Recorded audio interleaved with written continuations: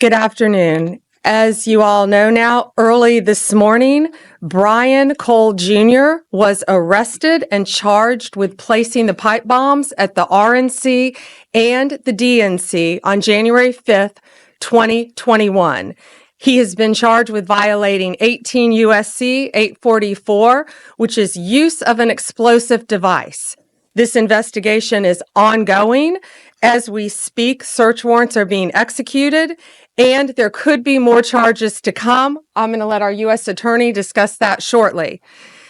This was the work of multiple agencies working together. This morning's operation was carried out safely and successfully. We know that there are so many issues when you're issuing search warrants. Dangerous things can happen, and this was carried out safely and securely thanks to all of the people standing around me. They have worked tirelessly on this. Today's arrest happened because the Trump administration has made this case a priority. The total lack of movement on this case in our nation's capital undermined the public trust of our enforcement agencies. This cold case languished for 4 years until Director Patel and Deputy Director Bongino came to the FBI. The FBI, along with U.S. Attorney Pirro and all of our prosecutors, have worked tirelessly for months, sifting through evidence that had been sitting at the FBI with the Biden administration for 4 long years. Let me be clear, there was no new tip, there was no new witness, just good, diligent police work and prosecutorial work, working as a team along with ATF, Capitol Police, Metropolitan Police Department, and of course, the FBI. We are working every day to restore the public's trust. We hope that today is a significant step towards that progress. We'll share more information when we can and when it unfolds. I cannot stress enough how hard Director Patel and Deputy Director Bongino have worked for months to make our nation's capital safer and to make our country safer. I'd like to introduce now Director Patel. Thank you, General. When you attack American citizens, when you attack our institutions of legislation, when you attack our nation's capital, you attack the very being of our way of life. And this FBI and this Department of Justice stand here to tell you that we will always refute it and combat it. We will provide the safest country the nation has ever seen under President Trump's leadership here. And that's what we did here today with great resolve on a case of massive public importance, as it should be. An individual who is now alleged to have placed multiple explosive devices to blow up multiple people and multiple officials, innocent civilians, is now arrested thanks to the brave men and women of the FBI and the interagency. I want to take a moment to thank the Metropolitan Police Department, the United States Capitol Police, our brave prosecutors, the Department of Justice, and our leader, Attorney General Pam Bondi, and U.S. Attorney Jeanine Pirro, whose relentless work on this case made this possible. As the Attorney General said, we did not discover any new information. What we did, an investigation spearheaded by the deputy director and the ADIC of our Washington field office, brought in a new team of investigators and experts, re-examined every piece of evidence, sifted through all the data, something that the prior administration refused and failed to do. As a result of that, we generated numerous investigative leads, executed multiple legal process with our U.S. attorney partners, and came to this conclusion today. And that is why we were able to safely secure this individual into custody. Remember, we are dealing with an individual who is alleged to have made bombs. We cannot do this sort of takedown in haste because it endangers the lives of law enforcement. And this FBI will never allow the lives of law enforcement and our prosecutors to be put in jeopardy. This execution was flawless in terms of teamwork, resilience, and just a good old-fashioned way of police getting the job done. When you let good cops be cops, this is what happens. I'm eternally grateful to the team behind me, to the leadership at the FBI who made this possible. But I do want to highlight when I introduced the deputy, he made this case and so many others, including Summer Heat, his priority to come in here and solve it for the American people. And today, I'm proud to stand here before you and say, we solved it. He will have his day in court.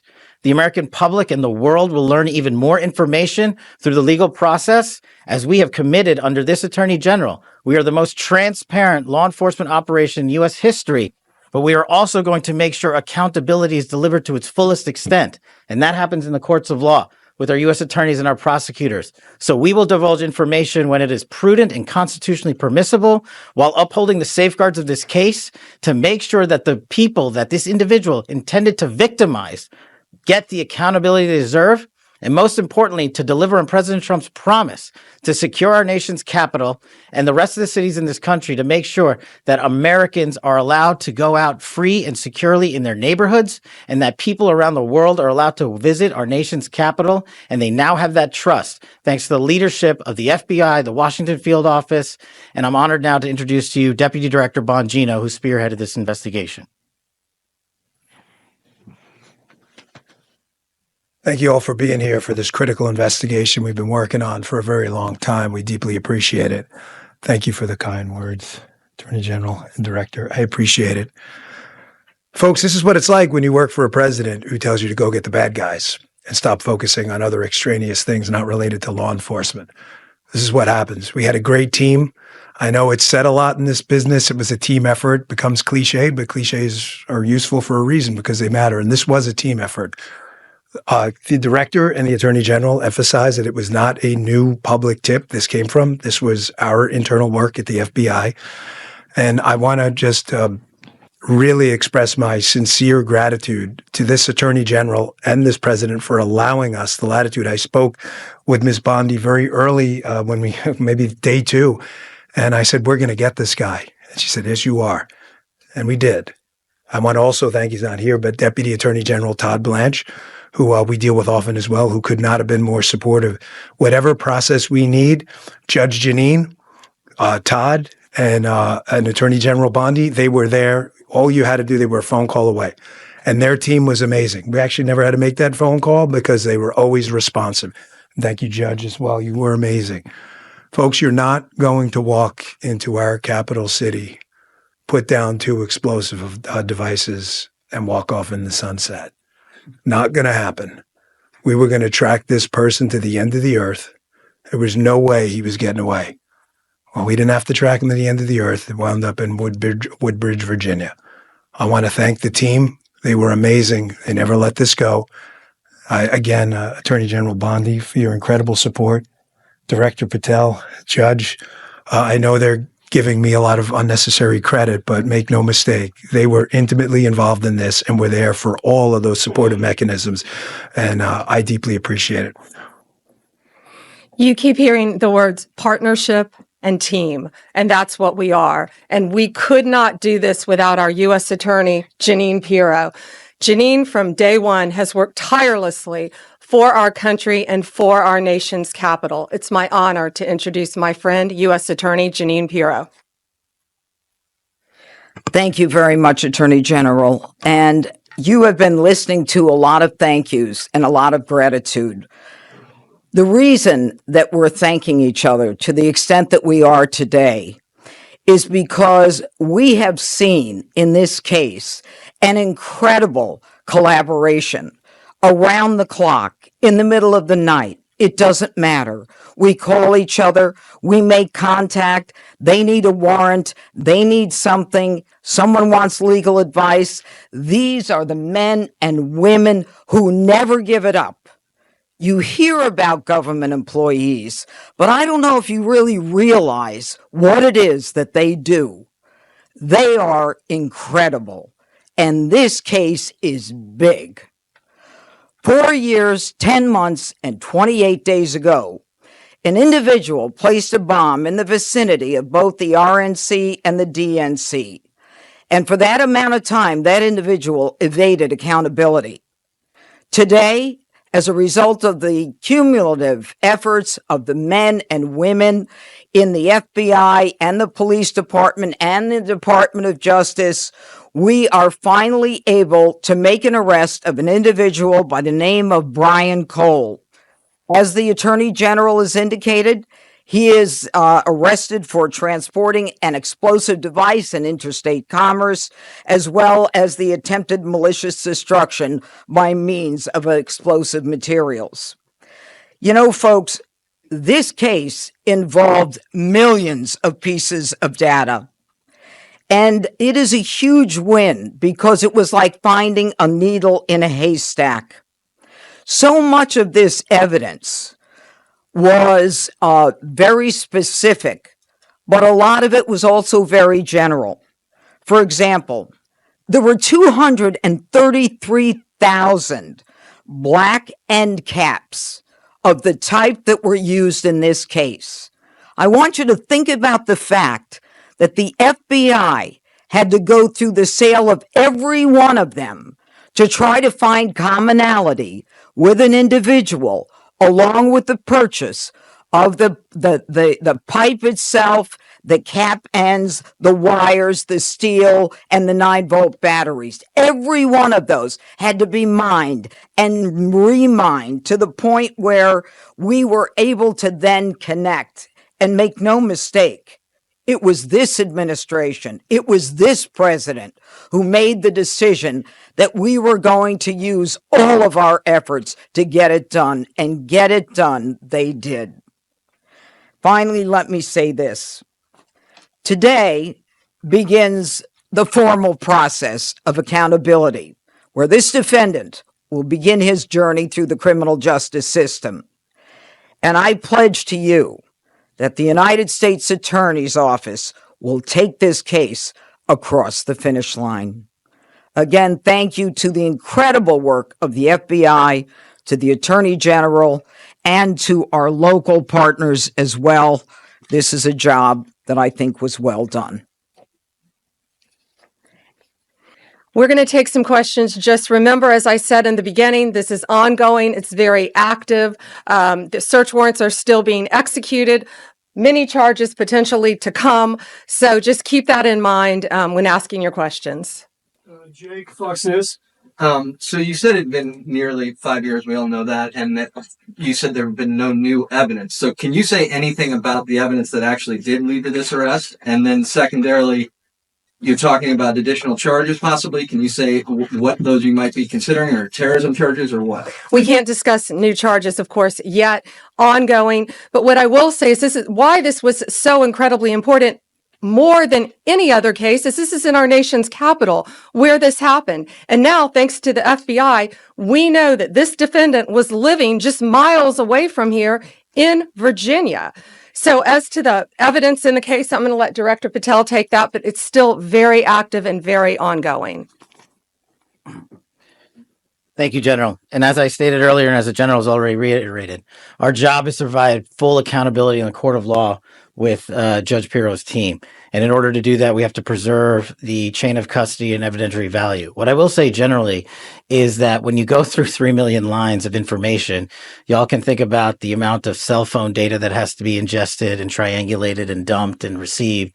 You also have to think of just sheer human ingenuity. We brought in a team of experts who were the best at what they do in their specific fields to reevaluate that evidence, to dive back in, and to not come back with a no for an answer until they had found the suspect. And when you develop evidence, you get a search warrant. And when you get a search warrant, you get an address. And when you get an address, you hit the house. And that's what we did.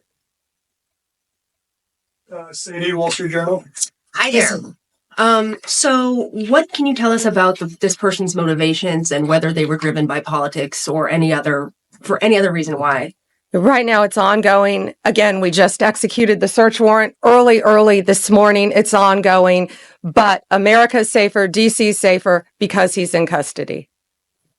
Mary Margaret, Daily Wire. Thank you so much. So any theory on why Kamala Harris has never mentioned coming within 20 feet of being assassinated, and any news on why her Secret Service team took so long to find this bomb at the DNC? No, but what I will tell you is that evidence has been sitting there collecting dust.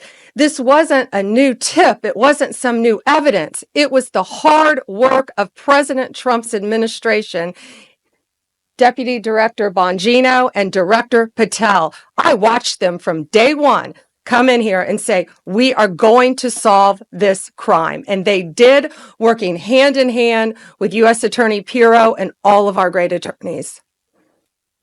Pierre, ABC. General Bondi, Director Patel, or Deputy Director Bongino, can you describe, was there a particular moment where the evidence is coming in and it's starting to look like progress is being made? What was the moment that you knew that you were on the road to solving the case? Dan, you want to take that? Yeah, sure. Yeah. I was smiling at you because I certainly remember the moment. Darren remembers it too. He said, "Are you sitting down?" Called me on the phone. I said, "Oh boy, why? Is this bad news?" And he said, "I think we got him." What exactly that tip was, we're going to have to pass on that for right now while we're still, obviously we're in the prologue of a long book. This is just the beginning. This is not the end of the investigation, as you all well know, having reported on these for a long time. There's interviews to be conducted. The search warrant processing scene is not even done. So we're at the early stages. So that's the only reason I hesitate to tell you what the exact tip was. But yes, that was absolutely the moment. And it was due to the diligent and incredible work of a team in the Washington field office that came in and just scoured through this over and over and over and over again. In general, was it forensic? Was it a phone call? Was it something about a vehicle? We'll just leave it generally forensic evidence. Yeah, it's fair enough to say. Excuse me, how long ago that was? I'd rather not say because of the ongoing interview process, and I don't want to say one thing? Yeah. I just want to add something to tell you how thorough this team was. That moment that was kind of like the aha moment, that wasn't the end. This team continued to work and work and work to get every bit of evidence that we could get. We didn't stop at that moment. And that's a testament to the fact that the team wanted every possible piece of evidence that they could gather. One more? One more, Kelly O'Donnell. And Thank you so much. Have you recovered the notable sneakers? Have you done surveillance of this suspect from that aha moment when you exercised the search warrants today? And obviously this happened on January 5th into January 6th. How should the public look at this case separate from all of the cases related to what transpired on January 6th and the president's subsequent pardons? I'm going to let Director Patel take the evidence part. We have to be careful. Again, you've asked very good investigative questions, but this is ongoing, very active. But America should feel safer today. We say a pipe bomb. These are bombs. These were live, active bombs that were placed in Washington, D.C. Director. Thank you. This shows you how much detail you and the American public have paid attention to this case. Of course, we analyzed everything that you're seeing on this poster board and information that you will see through the formal charging process and court process. But we want to let that evidence speak for itself because, again, we do not want to disrupt the accountability that we owe the American public. Yes, you heard about the cell phone tower data. Yes, you heard about, of course, we surveil individuals who we think we're going to blow up American citizens. But how and when we do it and why we do it is not something we're ever going to reveal unless the Department of Justice deems it fit at trial. So we appreciate your attention to detail and your hardcore investigative work, but you can just imagine some of those same skills were being utilized by this FBI, this Department of Justice, our partners, the ATF, and everybody across the board. And this is an interagency win for the American people. Radar before. Thank you all. And one more thing. This is the best birthday present I think Deputy Director Bongino could ask for today. Happy holidays. Merry Christmas. Thank you. We're sitting down.